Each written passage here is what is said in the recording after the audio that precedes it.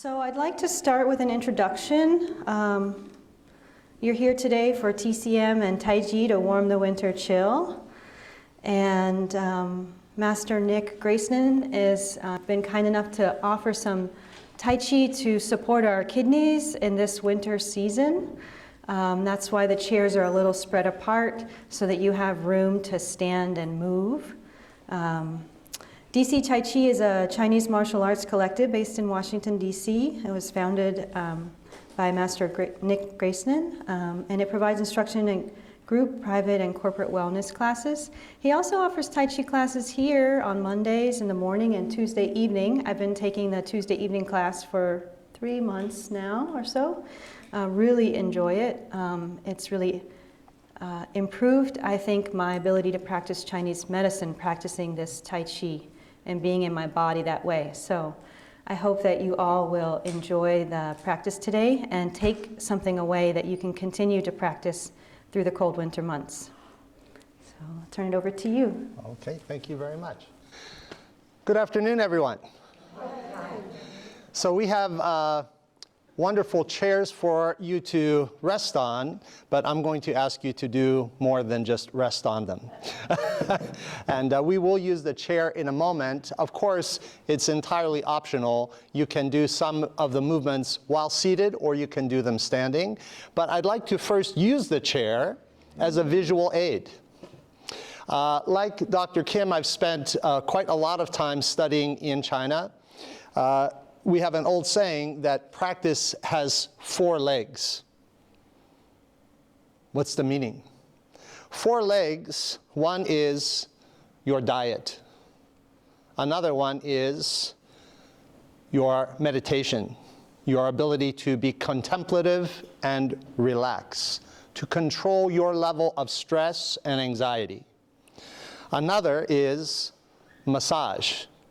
So Chinese generally love to get massage and do self-massage practice.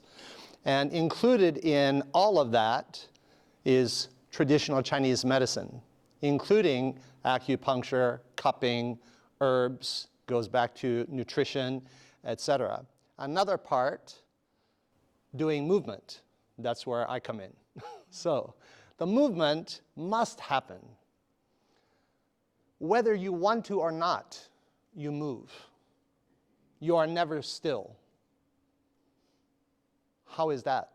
One of my classmates in Beijing asked our teacher, an old master named Wang Peixiang, he said, "Oh, Master Wang, when people die, then they stop moving, right?"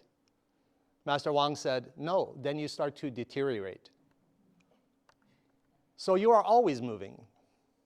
In fact, the difference between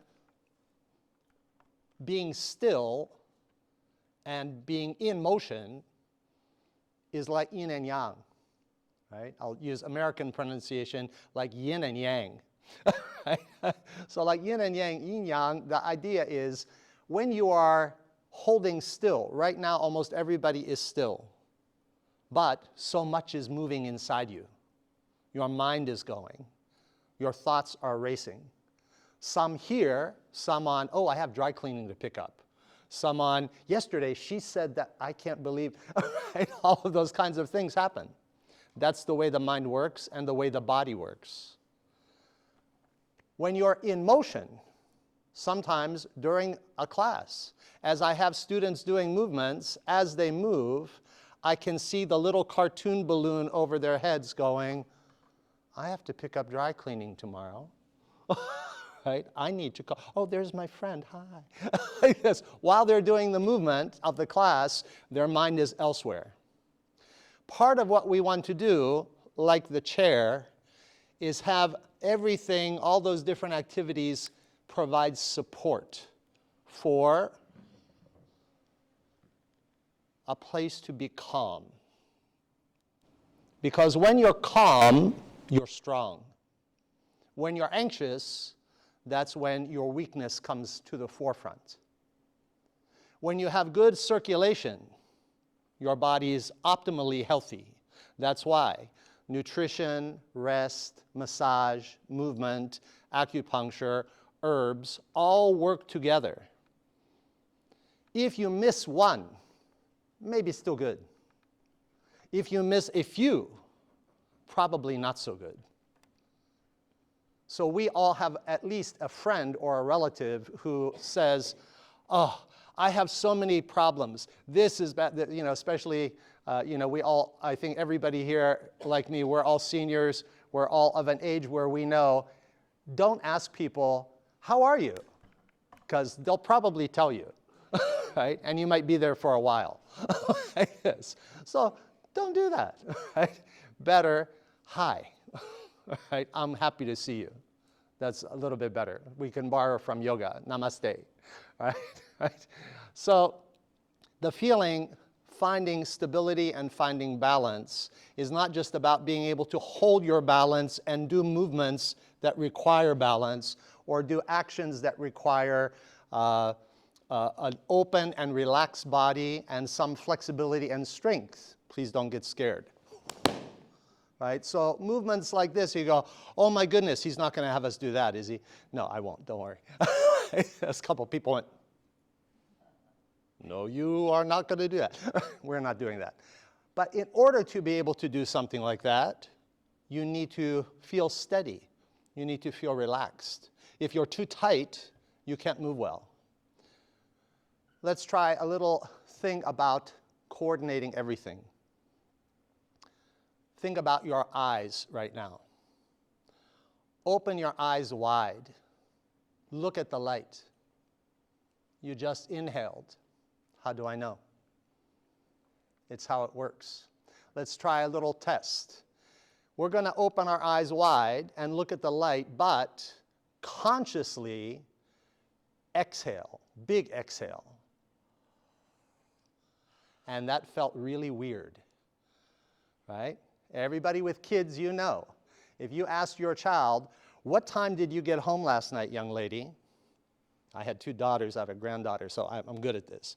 Right, what time did you get home? And if that young lady looks at me and goes, 10 o'clock. Eyes big and breath out, I'm like, no, you did not. Right? And I have security camera footage to tell, right? That's the idea. I wish I had that when my kids were younger. Anyway, that's just the way our nervous system and breath work together. Second experiment. When I say go, slowly close your eyes, see what happens to your breath. Go.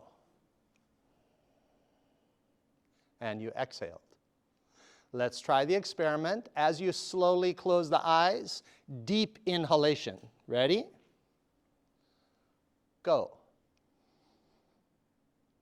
Doesn't feel good, right? And it even looks, again, who ate the last cookies? The same thing. She did. Like this. If the eyes close and the breath goes in, you know you've got them. That's the rule. Everything works together. So, during the seasons, things work a little differently as the seasons change, as the body changes, and as we adapt. You may notice lots of Asian people, especially, wear a vest, sometimes even during warm weather. Have you noticed? Especially if you go to the mall or go to the museums, you can see lots of people wearing something like this. You go, huh, what is it about the vest? This point on your body, around L4, L5, called Mingman, the life gate. The acupuncture point right there, because all your energy before you're born, your life comes from your mom, through the umbilical cord. This area, so important to us. What do you tell your friend when they ask for advice? What's your gut say? I have a gut feeling about that. When you get nervous, where do you feel it first? Excuse me. That's right? It hits you here. So we want to do things that cover and stay warm in this area, Mingman acupoint. The kidneys up high are the organs we pay attention to during wintertime. Especially for Westerners, we have lots of convenience. In ancient China, not so much convenience. But still for us, right now, I have lots of students during class, I'm looking as I'm teaching and go like, oh, Bobby's lips are a little chapped, like this. It's not just because your lips are chapped, it's because right about this time, we're not so active, we're not drinking so much water because we're not sweating like in summertime, right? So you don't drink enough. You don't drink enough water. Or you might be like my late mom, bless you. I drink water, I have coffee. It doesn't count, okay? It doesn't count. So make sure you're getting enough water. What's water do? It washes the outside, but it also cleanses the inside. This is quite important. A few years ago, I was invited to do a talk on Chinese Qigong, breath work and energy work, and its relationship to medicine at Hershey Medical Center. One of the doctors in attendance was Parisian. He came up to me afterward and said, when I was in medical school in Paris, they taught us where there is retention, there will be infection. I said, makes sense. Makes sense along with Chinese medicine theory as well. If you retain undigested food, or you eat something that is not digestible and it sits in your body, what happens to it? It's not good. How come lots of people, as we get older, have problem with regularity? Oh. This is our assistant, the yang, the positive aspect of the chair. The negative aspect, it forces us to sit here and make our legs lose circulation and our hips get tight. How many people can squat with their feet flat and stay here for a while and come up without aching and grabbing onto things, etc.? Very difficult. In Asia, most people squat to go potty. So every day you go, you push. Because of this push, you evacuate fully. You don't go, and then I have to go again a few moments later. No, just go. When ladies give birth, squatting, it allows for better pressure to help the baby come out. When my wife and I were going to Lamaze class, and they're talking about, on your back and the legs will be here like this, and my wife is looking at me and she's like, some big fat white man who's an OBGYN said, have her lay on her back on a chair because I can't get down there. No good. You can't push hard. So you have a nurse or a doula trying to help push like this. That's not right. You should be able to push yourself. So our movement habit affects not just our muscle. We don't care so much about that. Yes, we want to have strong legs, strong arm. But the organs are very important. That same teacher in Beijing, Wang Peishang, said, if you lose your arms, lose your legs, you can still survive. But if you lose anything here, you cannot survive. It's really important to take care of your internal health. Not just think of fitness as being, I have good arms and good legs. But we do need those too. I encourage you especially to do things like just walking, if nothing else, because you improve your circulation and, most importantly, you retain your independence. How many of us know somebody who's like, nope, you guys go ahead and do that. I've got my coffee, I'll be right here. I'll wait for you, right? Don't be that person. Live your life. Enjoy your life. Keep going. Everybody here, you probably don't need to hear that. But we should all remember that as we get older, because pretty soon we're going to gradually settle for less and less. Don't, right? Do not go gentle, right? So I love that. So, okay, now how about some actual movement? So we have an old saying in China, you listen, you forget. You see, you remember. If you do, you understand. In the West, we had Socrates who said, learning is doing. So please stand up. like you to stand behind your chair.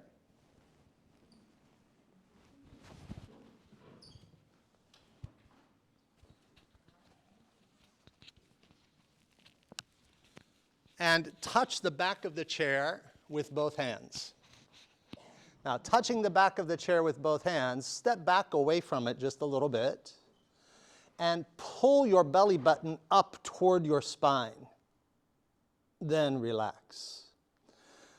Pull up with the belly button, feeling that pressure open your lower back. Relax.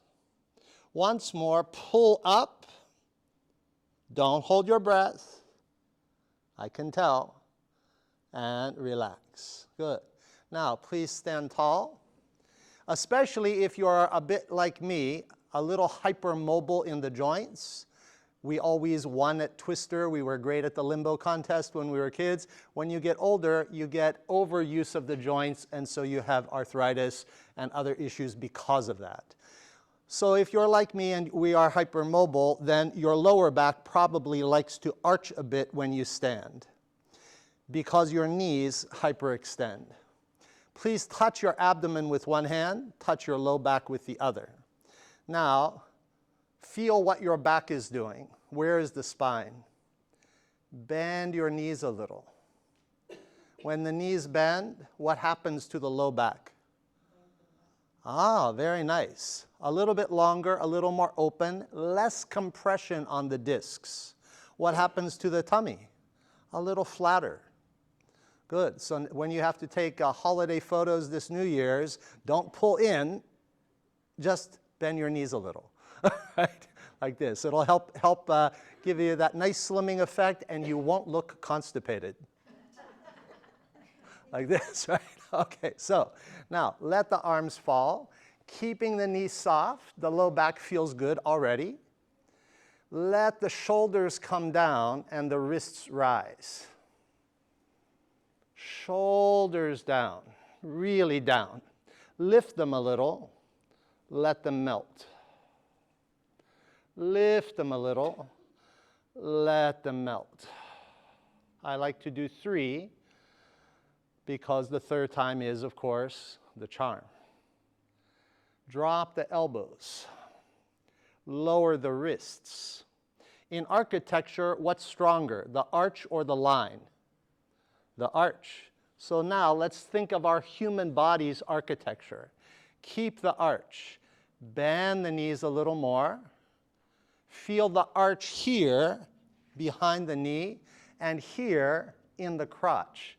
Let the pelvic floor fall. Lower the hands to about the waist level. Relax your wrists. Check. Don't let the fingers pull up high. Just naturally, like touching something in front of you.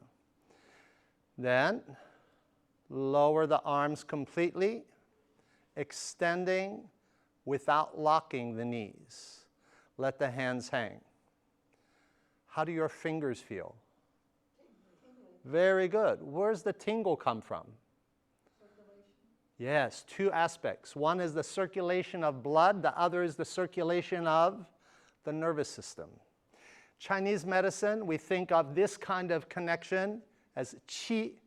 Qi means energy. The way you write the word qi is air and uncooked rice.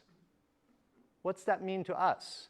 O2 and glucose, the building blocks of human energy. If you don't breathe good air, you feel bad. If you don't eat good food, you feel bad. If you don't have breakfast in the morning, you get hangry by noontime, right? So always pay attention to how is your qi. First thing, how am I breathing? 2, how am I eating? Then your qi can have a good chance. You have the ingredients. Now let's do something. How do we burn the rice to make energy? Movement. So movement, number 1, please raise your right hand. State your name, just kidding. Right? Lower your elbow. Turn, scoop up your palm. Then turn your waist, wipe outward with your palm. Just that, like bye-bye, there, okay? The elbow comes down, curve across the body. Then lift here. Did you lose your arc or did you become angular? Let it be smooth and open. Now just turn the waist. Wipe. Good. Here, wipe at 45 degrees. When you wipe at 45, you should feel the shoulder is relaxed. Take the arm back a little bit. Well, if I can go further, why shouldn't I? Here's why. The arm's way back there. Try your best to squeeze your fist as hard as you can. Squeeze hard. Very hard. Do you feel strong? Relax. Now bring it forward of your shoulder. Squeeze again. Oh, stronger, I can tell, because some of you started smiling. Like, yes, I have the power. Yes, good. Relax, open. Again, open too far, stretch it out too far, squeeze. Not strong, right? There's a reason why we pick up luggage here instead of here. The closer you are to your center, the stronger you are. Left hand. We don't play favorites. Elbow soft, show your arc. Lower the elbow. Now here, look at the difference. This is moving my hand. See? So I end up with a pendulum from the shoulder. Instead, lower the elbow. Knees are soft. Yes. Let the elbow just close down. Now, turn your waist. Curving here like embracing something. Chinese word, bao, bao, right? Like our old panda at the zoo, remember? Bao, bao, right? So here, up. Shoulders stay down. Good. Hold here, lift your shoulder. Shoulder high. Oh, see? And where's your breath? Up here. Watch what happens when everybody lift your shoulder. Now, when your shoulder comes down, what happens to your breath? You just exhaled, and it feels calmer. Turn your waist, and bye-bye. Bai zhang. Wipe the palm. Other hand, come across, bao, embracing. Up and down. Then keep the arms nicely curved. Turn your waist. Bai, bao.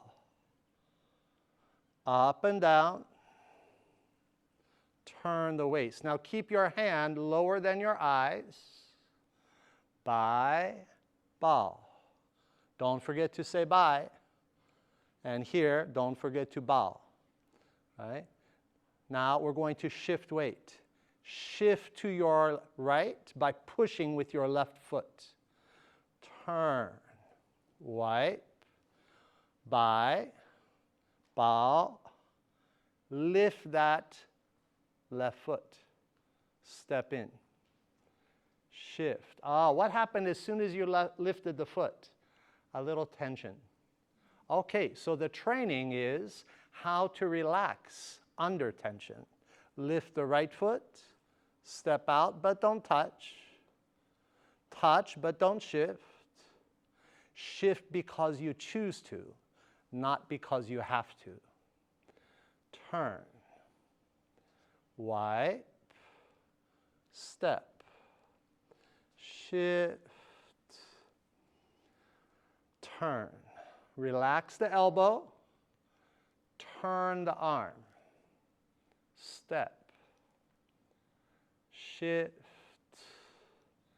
And all the while, opening the waist. Keep the lower back nice and open so that when you turn, you feel you get some massage there.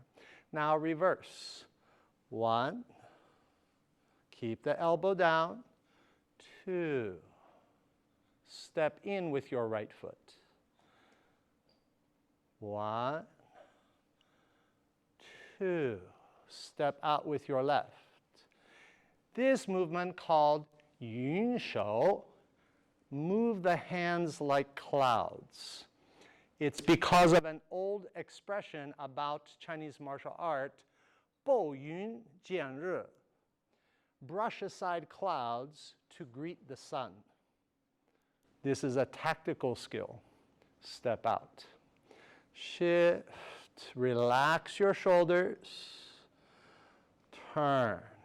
Let the movements be smooth and elegant. Step in. Now extend the legs, letting the arms come down. How's your back feel? Should feel comfortable, but let's do a little bit pai shan. Pai means clapping. We're going to clap the back. Cup your palms. Remember our first thing, pull in the belly button, and with the palms cupped, back.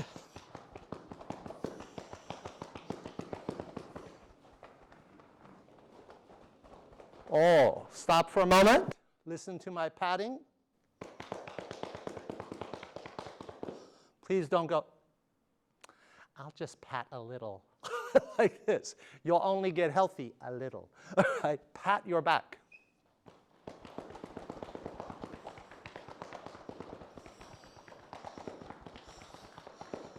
And relax. How's the back feel? Oh, really better.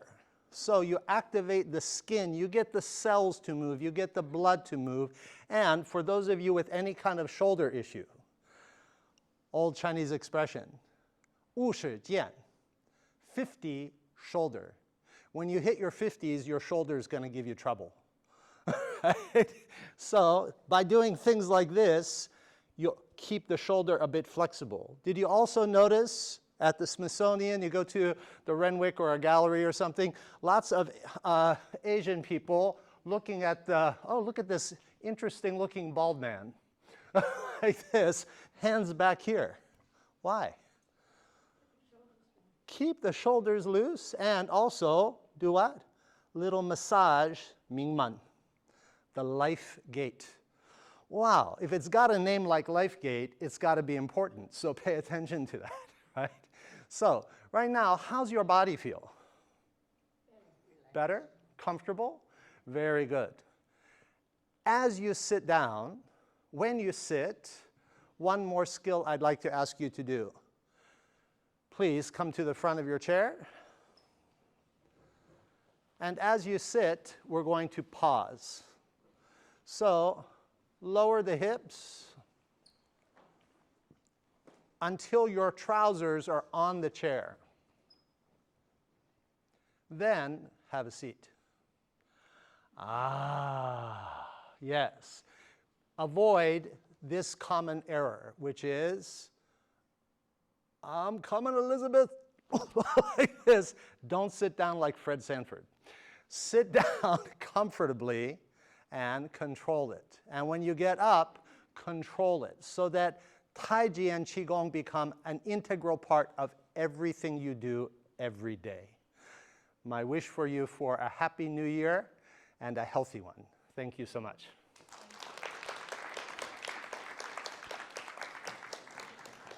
Now the fun part, I get to sit down and just listen. I teach all day, so this is good. Thank you so much. Thank you.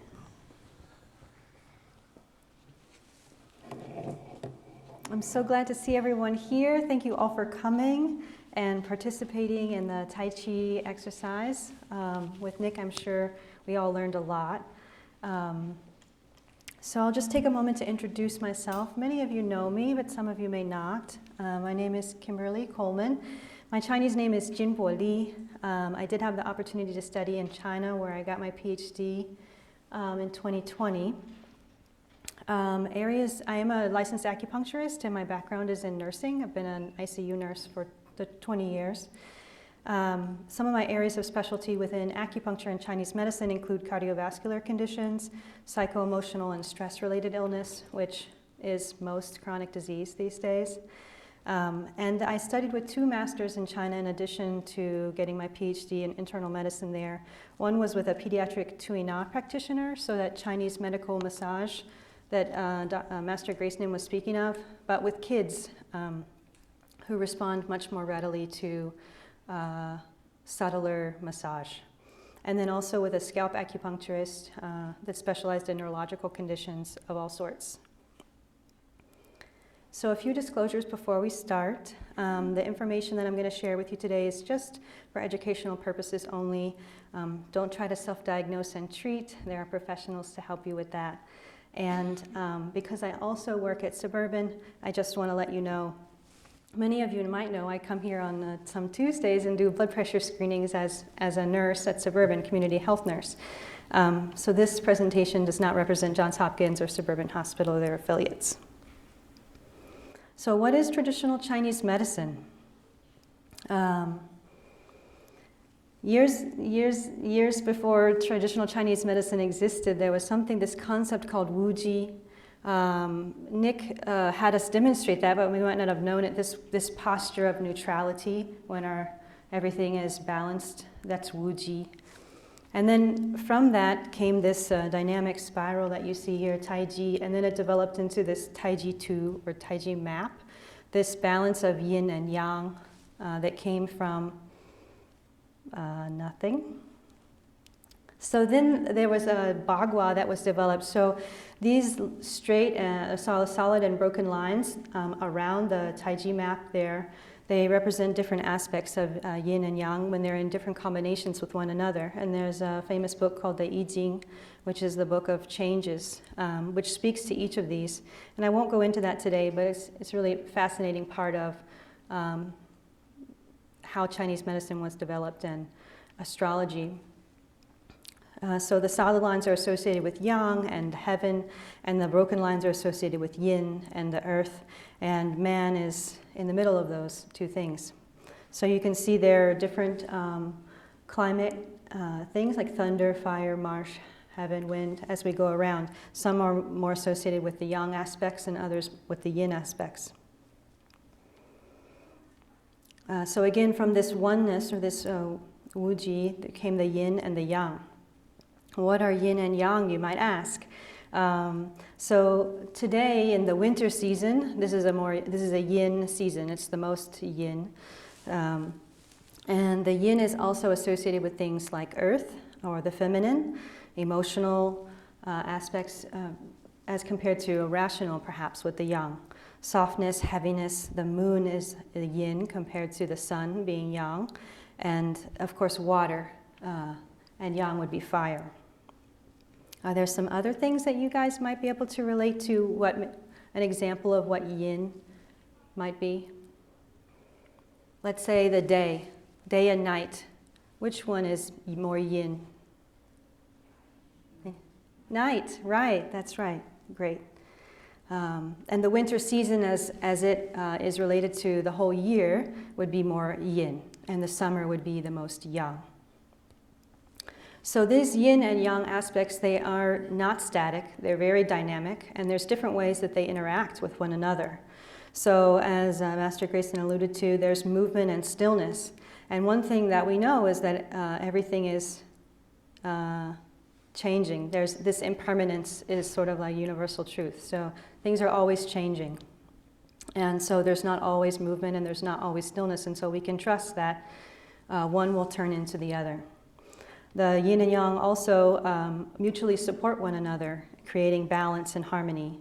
And then they also oppose one another. So there's certain times in our lives when we're building up, and it's a more yang aspect, and there's other times in our lives when we're storing. So the winter season is more about, in the fall, as we harvest, then we start to collect the dry beans and grains for the long, cold winter. Well, we have grocery stores now, but before, people had to store up hoping that they would make it through the harsh winter, right? So there's different times in our lives also.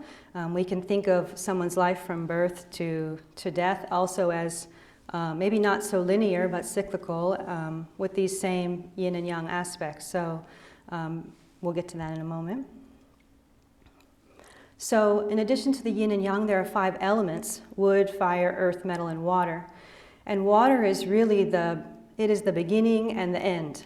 So the water element, the kidney organ in the body, has both yin and yang within it. So one of the aspects of the water element that we'll speak of, or the kidney, is this zhi, or will. This is like our jing or our essence, the DNA, the seed that becomes an embryo. So before the spring season and this winter season, before plants can bud up, there's this potential under the ground, this seed, and that's what the water element represents. So again, just like yin and yang have this dynamic aspect to them, the 5 elements also do. So there are 2 cycles, a creation cycle, and I prefer to use a controlling rather than destruction. So these interact in different ways. The generating cycle or the creation cycle on the left there, you'll see that metal generates water and water generates wood, and we go around this cycle clockwise. So you can imagine on metal, water often condensates. That's one way that we can think about how metal might generate water. And then water generating wood, like the underground aquifers feeding the trees or the plants as they grow. And then the controlling cycle, what controls water? Earth does, just like the banks on a river or the shores along an ocean. Water needs a container, and the earth offers that. And then water controls what? Fire, right. We use water to put out fire. So each of the elements are generated by another element, generate another element, and they also help to keep each other in balance as we go around. So I have offered these lectures seasonally, and we'll focus on the water element mostly, but you can see that there are relationships with each of them, and there's something for us to keep in mind as we move through the season, and we'll speak more about that. So how do the elements relate to the seasons? Well, we know that we're here to learn about winter and water, but spring and wood also correspond, summer and fire. There's 2 ways to think about the earth element. One is that it's a late summer, or that the dog days of summer, the really humid, hot part before fall. Another way to think about the earth is that it's this transitional period between seasons that we often have trouble with sometimes as the weather's changing.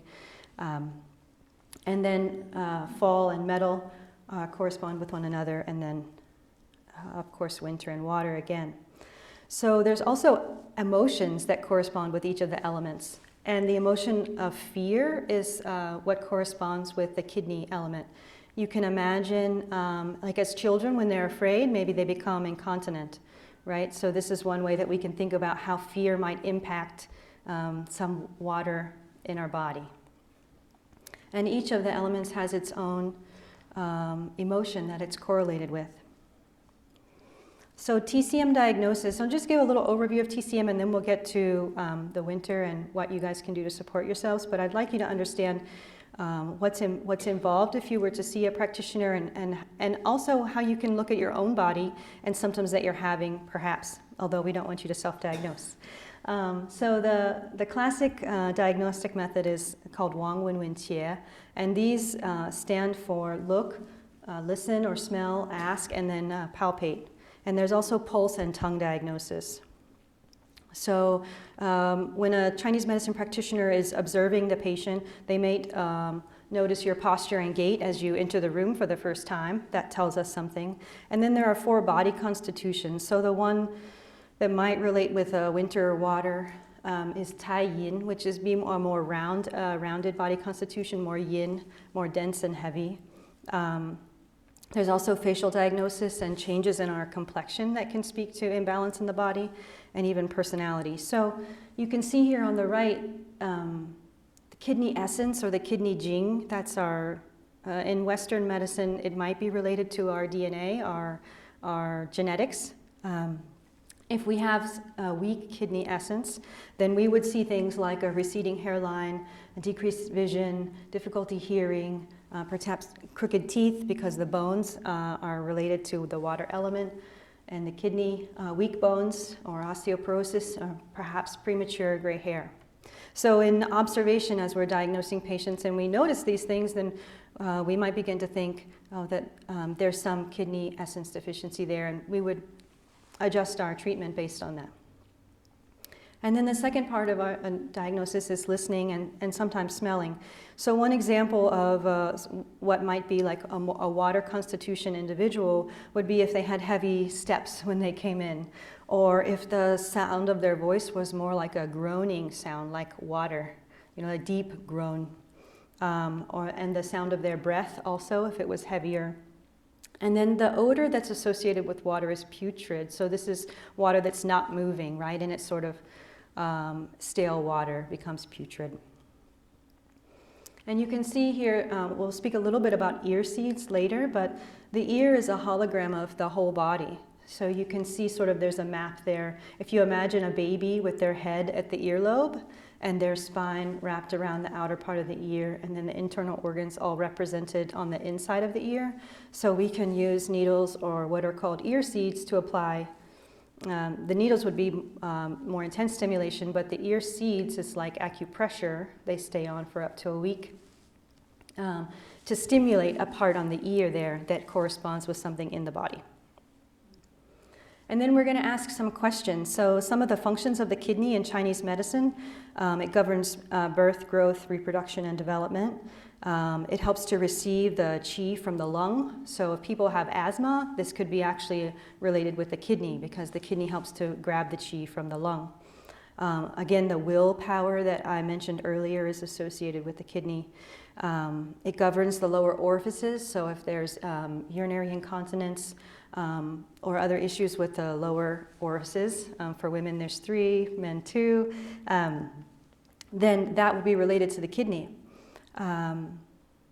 It opens to the ear, so our hearing, of all the senses, the sense of hearing is related to the kidney. It manifests in the hair. Again, so if there's a receding hairline, then that speaks to a little bit of kidney deficiency. And then this Ming-Men fire, or the gate of vitality. So if there are fertility issues or general weakness in constitution, that might also be related to the kidney. And then we palpate the pulse and also other parts of the body, but I'll focus on the pulse here. There are 3 positions, and you can see the kidney pulse is represented twice in this lower chi position. I don't know if you all want to practice. You can let's hold your right hand up. And then wrap your left hand around those 3 fingers here. So the top finger, your pointer finger, that's on the Sun position. This on your right hand is your lung or your chest. And then the Guan, or the middle position, represents your spleen and stomach. And the lower position represents the kidney. One represents kidney yin and the other represents kidney yang. So the kidneys in Chinese medicine are very important. You see they're listed twice here.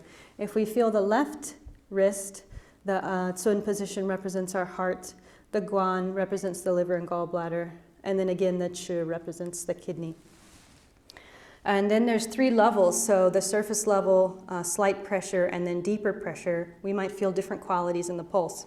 And there are over 28 qualities that we feel, and then that helps to speak to the diagnosis. Then there's tongue diagnosis. So you can see the kidney and bladders in the back here. So I encourage you after the talk, when you go home, stick out your tongue, look in the mirror. Yeah, we're going to look at the color of the tongue itself. How red is it? Is it very dark red? Is it dusky? And then is there a coating there? And what color is that coating? Is it a thin coating, a thick coating? Is the coat white? That might indicate some cold. If it's yellow, that indicates more heat. And in the back of the tongue is going to be where the kidney and bladder are represented. So for example, if you had a urinary tract infection, this is damp heat. In Chinese medicine, that's how we diagnose it, in the kidney or in the bladder. Then we might see a thick yellow coating in the back of the tongue. And then there are 8 principles in Chinese medicine. You can see them all here: yin, yang, deficiency and excess, heat and cold, internal and external. There also can be zangfu, or organ pathology, so that would be related to a particular organ. And then channel pathology, so each organ has a channel on the body. The kidney organ starts at the bottom of the foot, and we'll be going over some acupressure that you can do later on. And travels up the inner aspect of the leg, through the groin, along the central line, bilaterally on both sides. And then the urinary bladder starts here on the face and travels down the back, both sides of the spine, all the way down the back of each leg and ends on the pinky toe. So we may see some irregularities, or maybe there's been some injury along that channel. Then we would use other points along the same channel to treat the injury. In Chinese medicine, there's 6 evils, and cold is one of them. And cold is the climate that, of course, corresponds with the winter season. So we're more likely to be invaded by cold. So it's important to bundle up and keep the Mingmen covered.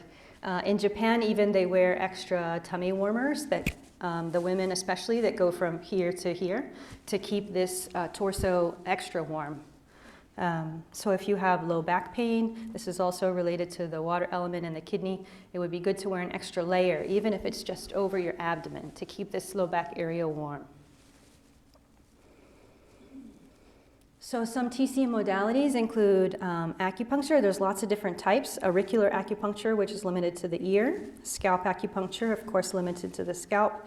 And then we can apply a gentle pulsing sensation that's called electrical stimulation to improve the effectiveness of the treatment.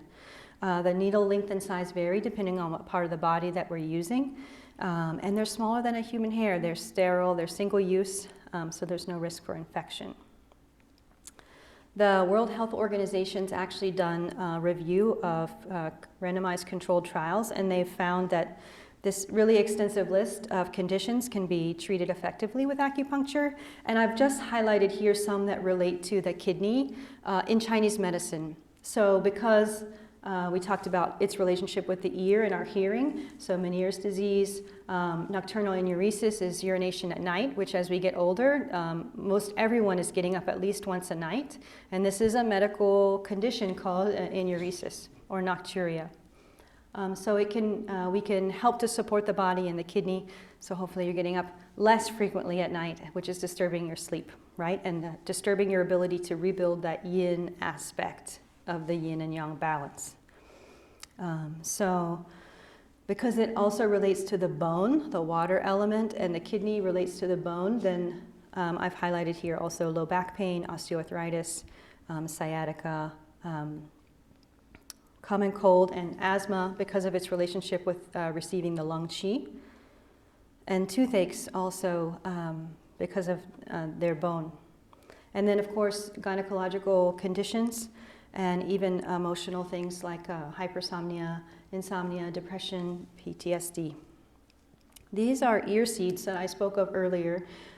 So we would use these in place of a needle or after a treatment to help extend the length of the effectiveness of the treatment. And it's a small seed that's held on with a little piece of adhesive. They stay on for 3 to 5 days. And you can massage that point to help activate it even more, but it's applying pressure all the time. Then, of course, there's herbal medicine and some other modalities, which I think I'll skip over today. We want to get to the meat. So there's moxa, cupping, gua sha, tuina, and Tai Chi or Qigong, which you've experienced a little of today.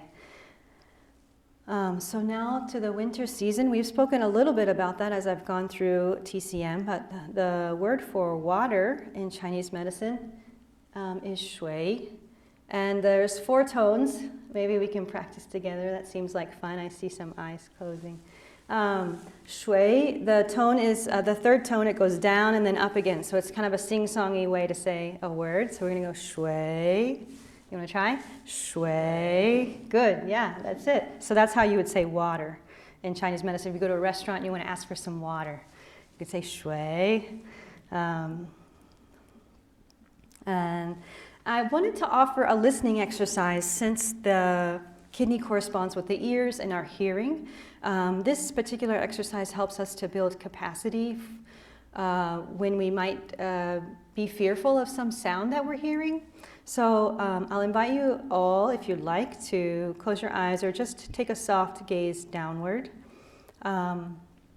And invite the sounds in the space to come to you. No need to reach out for any sound, just allow it to arrive.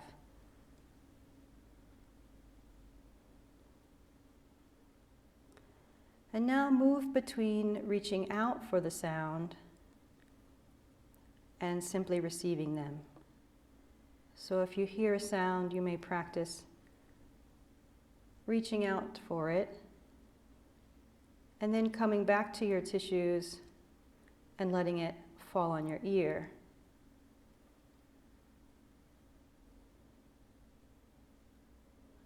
And I wonder, as you tick-tock between a passive listening and a reaching out, what you notice in your tissues. What you may notice about your heartbeat. Perhaps what you notice in your spine or your sacrum.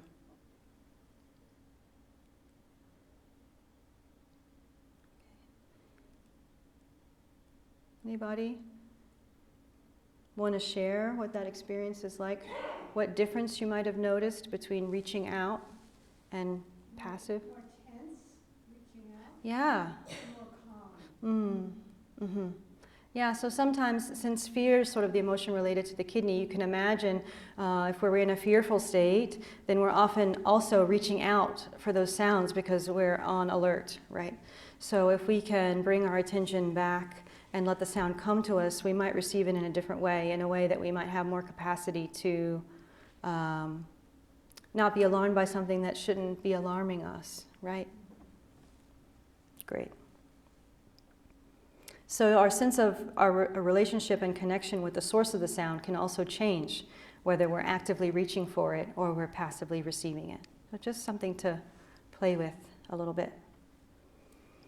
So there's a lot of things that water element corresponds to. They're listed here. I don't want to go through them all, but you can see each of the elements has many correspondences. One of the things that's interesting is, to me, is the organ clock. So you'll see on the right-hand side there, the bladder time is from 3 to 5 p.m., and then the kidney from 5 to 7. So if we want to do things to strengthen the kidney or bladder organ, then that time of day is the best time to do it. And also the winter season. Just like in the summer is the best time to warm our bodies, actually. In the winter, we need to support the yin aspect. We need to rest. We need to drink more water. We need to go down and in, really hibernate. These are some more correspondences, and the zhi, I thought it's just interesting to share with you about the character here. So the character for zhi has two parts. The top part is tu, which stands for plant or soil or land. And then the bottom part is the symbol for the heart, actually, or xin in Chinese. And so the character for zhi represents this possibility to physically manifest our heart's desire on the earth. Which I think is a really beautiful depiction of this concept of zhi. So here in the winter, we might spend some time thinking about what our intention is for the new year. Lots of people make New Year's resolutions, right? So we can begin with, like, what's our desire for the new year with just an intention and this will. And then we will see it begin to manifest in the spring, just like the plants come from a seed under the ground. So fascinating to me, the Chinese language.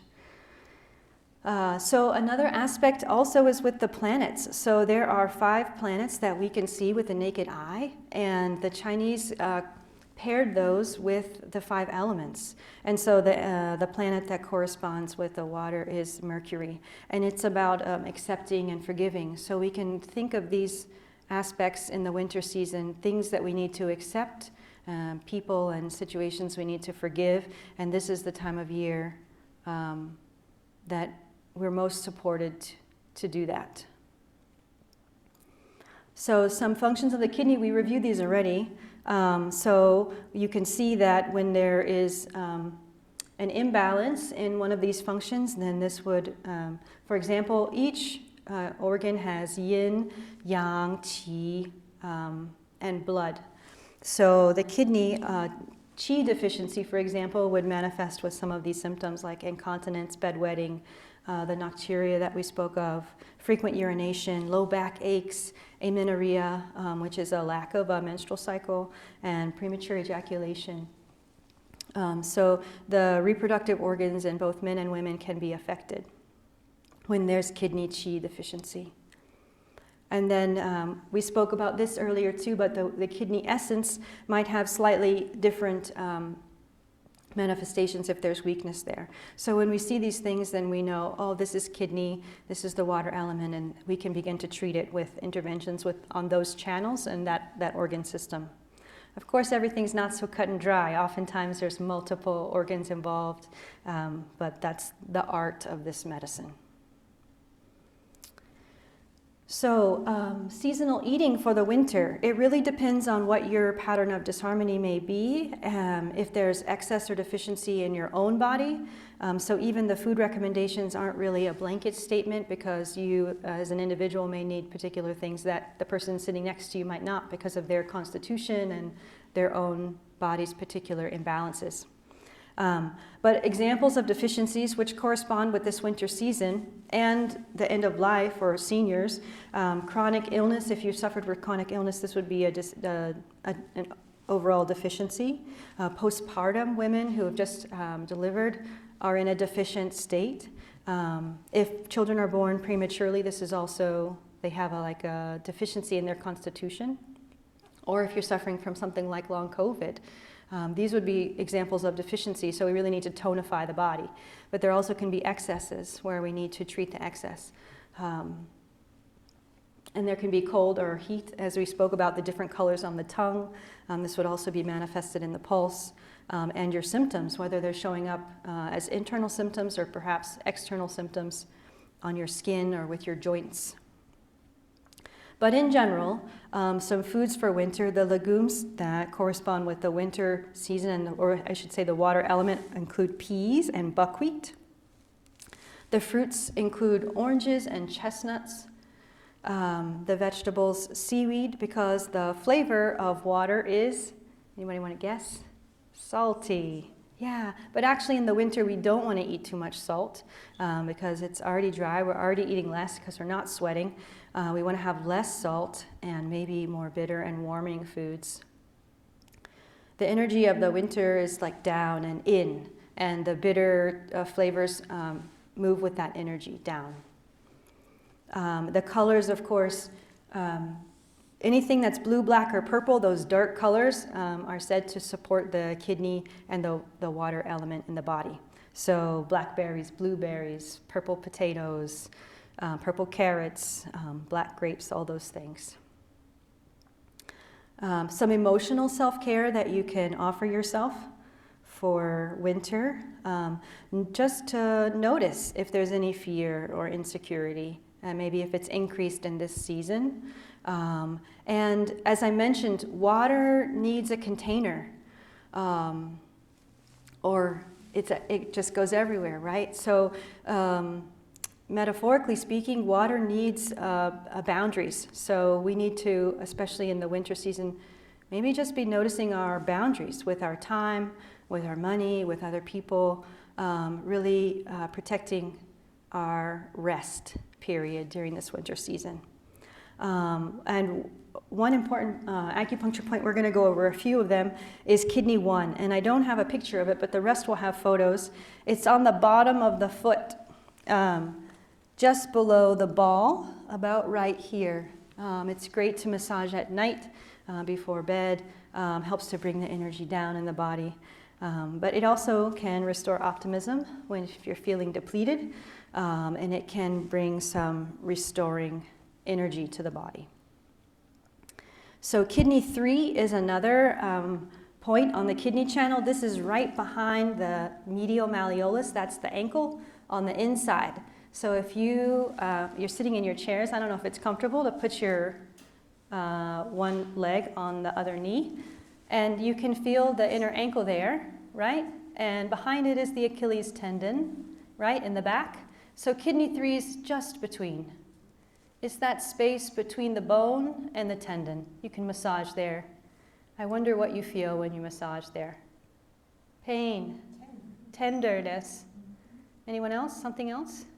So when we have some response to even just gentle touch, that tells us that our body needs some attention there. So I would encourage you to explore some of these points. The ones that are most tender need the most attention. And so massage them.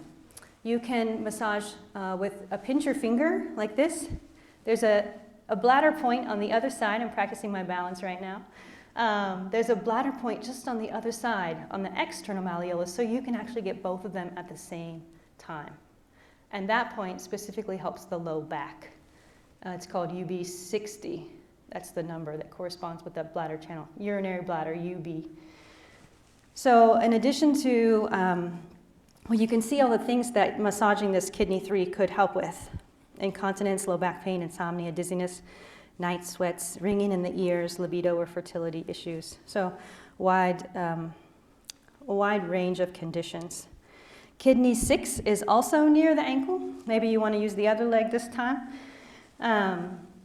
Except it's just below the ankle. It's a shallower depression. So if you put your finger on the top of the ankle and just slide down into a little hole there, just a little space. All the acupuncture points in the body are generally in spaces between tissues and tendons and muscles and bones. So this is kidney 6. And kidney 6 can help with constipation and dry stools, insomnia and nightmares, issues with the throat, fears and anxiety, again, ear ringing, menstrual issues, itching in the genital area. That's kidney 6. And then there's one more. I didn't know if we'd have any folks with fertility issues coming today, but kidney 11 and 12. 11 sits just on top of the pubic bone. You can usually feel it here, the bone there. And then just above it is kidney 11, and kidney 12 just above that, and about ½ an inch from the midline. So these are good points to massage if you had any of these conditions. Oh, this is my favorite part, healing sounds. So I know it's 3:03, oh my goodness. So this will be the last thing that we do. If you want to lean forward, you see the picture there, put your hands on your knees, and the healing sound for the kidney organ is you. And we're going to imagine that it's like that groan sound that we said also relates to the water element. So we'll practice it 3 times. And you can also imagine the color blue or black as you're saying the you. You can also imagine releasing fear as you say the you. Okay, so we'll do it 3 times together. You. Good. You. One more time. You. Wonderful. So you can also practice this. You see how that opened the back when we lean forward like this? So we're bringing our attention to that Ming Mun here, which is just opposite our belly button. Great. Well, that was it anyway. Super. We're just a few minutes over. I wonder if any of you have any questions for Master Nick Gracenin or I. This is his information. Again, he teaches here on Mondays and Tuesdays. And I have a practice here in Friendship Heights if you're interested as well. Yes? Do you all have any, what's the word I want, solution for cataracts? What is your position on cataracts? Cataracts is a clouding of the eye. And I think in Chinese medicine this would be related to dampness or phlegm. It's like a clouding over. The talk I gave in late summer is on my YouTube channel, but I'm also happy to talk to you afterwards. But we talked a lot about how to treat dampness in the body, including some acupressure and dietary changes. I don't know that acupuncture probably can't treat cataracts. There might be some herbal formulas that could help. Yes? I just have a question. When we did the pressure point for the kidney on the inside Yeah. of the tendon, Mm-hmm. one side felt more tender than the Oh, other. that's interesting. Is that, Could be something to do with yin and yang. Our left kidney corresponds with more the yin aspect of the kidneys, and the right is the yang.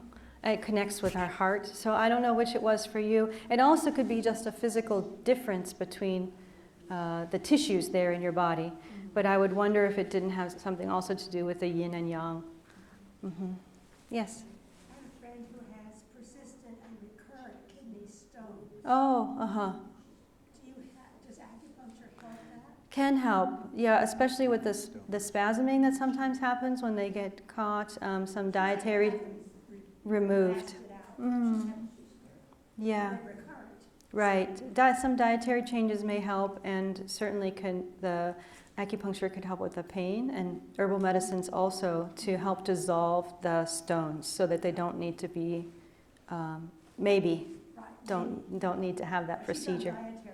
Yeah. Mhm. Other questions? I wanted to ask. Yes.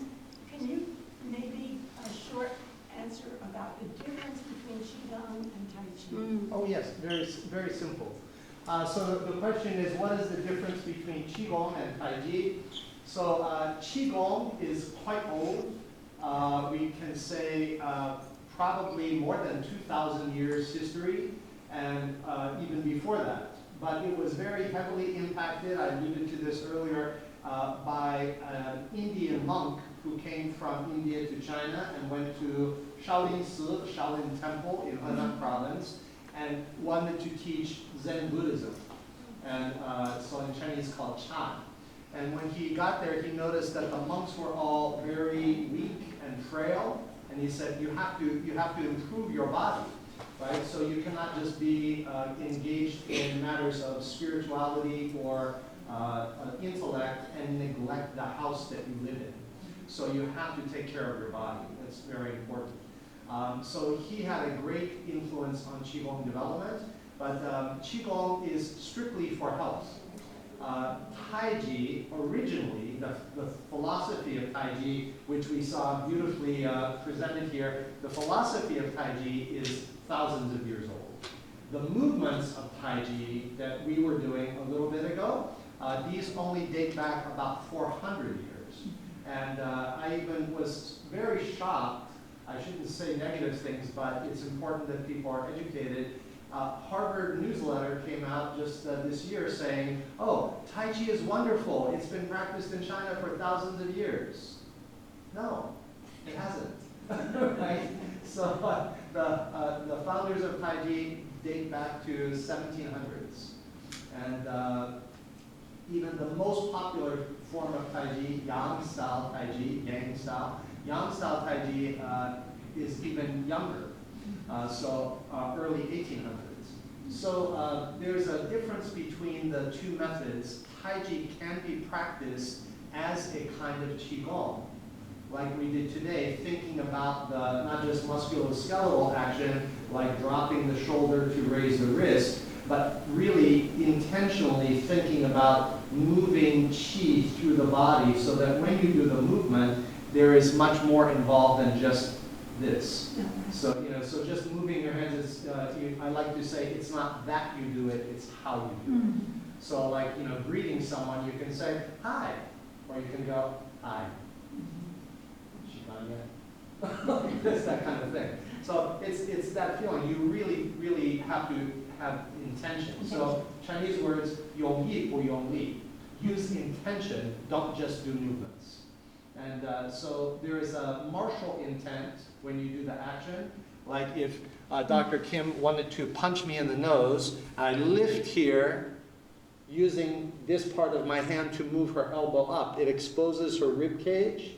And if she tried to then kick me, I move forward, my elbow moving forward, then becomes a strike, and maybe my knee comes up, so we have this action, Jin Ji Du Li, the golden rooster stands on one leg. So while most of my students, we practice Jin Ji Du Li in order to improve balance and placement and alignment, originally it was designed to be used for martial art. So Qigong, however, is not designed to be used as a martial art itself, just to train the body. Right. So yes. Thank you. I have another question. Chinese medicine was the name of how you all started out.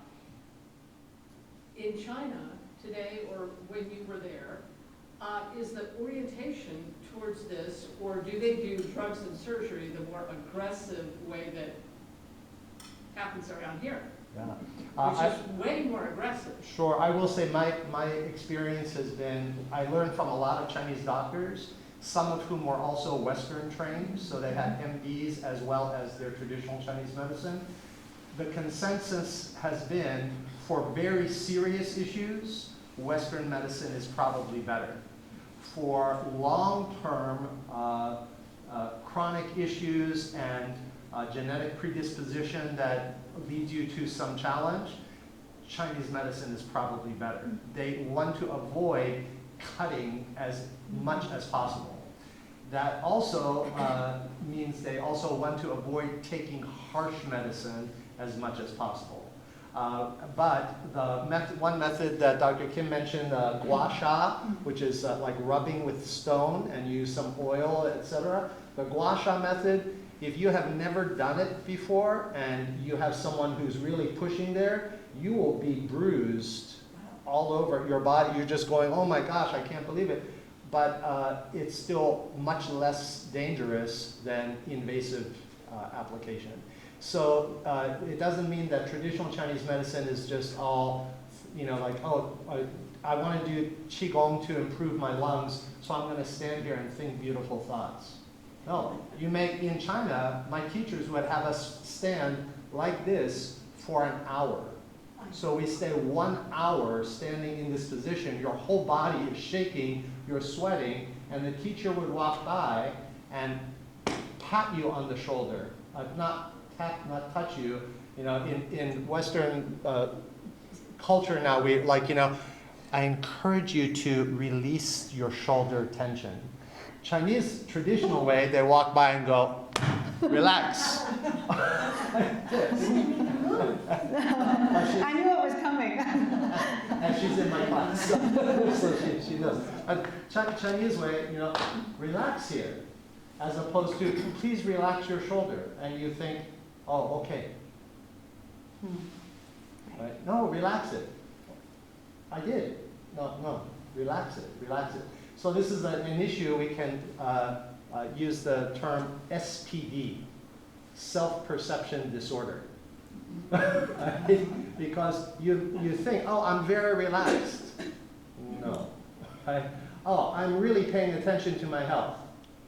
As you have Burger King coupons falling out of your pocket. No, you're not paying attention like this. So this is really, really important to take a hard look. And as Dr. Kim mentioned, I really want to encourage everybody, if you want to have acupuncture or Chinese medical treatment, see a professional. Don't use, and same thing for me, I meet a ton of people throughout my day. I teach Tai Chi professionally and have been since 1982. So I meet a lot of people who, I'm introduced to someone who is a personal trainer at a sports club where I was teaching. And they said, oh, I want to introduce you to her. She's a Tai Chi instructor too. I said, oh, really? Nice to meet you. What style do you do? Sorry? Like this. Do you do Yang style, Chen style, Wu style? Which style? Oh, I don't know. I just do a short form. Well, if you show me how you do Peng Lui Jian, I can tell you what style it is. I don't know what that means. That's kind of like, for me, saying, I'm going to a cardiologist who doesn't know how to pronounce aorta. That man's not touching me. So that's the issue. We have a lot of people who are out there who are self-taught, and from the internet or from Master YouTube, it's just awful, awful. Don't listen to everything that's online. There are some wonderful teachers online, and then there are some absolute cockamamie, made it up just because I want people to get clicks so I can monetize my channel, and no, yeah. And even Harvard makes mistakes. So, Yes. yeah. Thank you all for coming today. I have the sign-in sheet. I noticed a lot of people checked. If you're interested in being on my mailing list, or I'm also happy to share with Master Gracenin that your email addresses, if you want to keep in touch with us, please just list your email address there, and I'll take that as your consent to be in touch with you. Your phone number also would be fine. Thanks again for coming. Thank you.